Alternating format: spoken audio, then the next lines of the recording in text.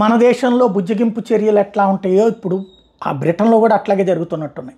శరణార్థులుగా, చొరబాటుదారులుగా ఆ దేశంలోకి వచ్చి ఆ దేశం ఇచ్చినటువంటి ఆహారం, ఆ దేశం ఇచ్చినటువంటి ఇల్లు, ఆ దేశం ఇచ్చినటువంటి బ్రతుకు అనుభవిస్తూ అక్కడున్నటువంటి ఆడవాళ్ళ మీద అత్యాచారాలు చేస్తూ లేదంటే లైంగికంగా వేధిస్తూ ఉన్నటువంటి వాళ్ళకి అక్కడున్నటువంటి చట్టాల ప్రకారం శిక్ష ఆ దేశ పౌరులకు విధించిన శిక్షగా కాకుండా వీళ్ళకి శిక్షలు తక్కువ ఉంటాయి.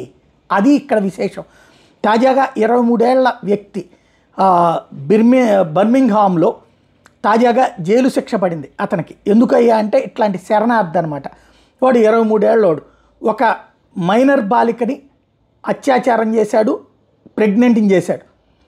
ఇప్పుడు అతనికి పట్టుబడిన తర్వాత అతనికి ఈ దేశ చట్టాలు తెలియదు కాబట్టి ఇట్లాంటి దానికి పాల్పడ్డాడు, లైంగికంగా లోబర్చుకున్నాడు కాబట్టి దాన్ని అత్యాచారంగా పరిగణించలేమంటూ కేసు కొట్టేస్తూ అదే సందర్భంలో 60 గంటల పాటు జైలు శిక్ష ఇదే జైలు శిక్ష కాదు, 60 గంటల పాటు ఏదన్నా సమాజ సేవ చేయి అన్నటువంటి ఒక శిక్ష వేసింది కోర్టు. అక్కడ ఉన్నటువంటి ప్రజలు అదే ప్రశ్నిస్తున్నారు. ఇంతకీ బ్రిటన్ ఎక్కడికి వెళ్ళబోతోంది అన్నటువంటి ప్రశ్నతో ఏ దేశం బ్రిటన్ ఎలా మారబోతోంది అన్నటువంటిది ప్రశ్నించుకుంటున్నారు.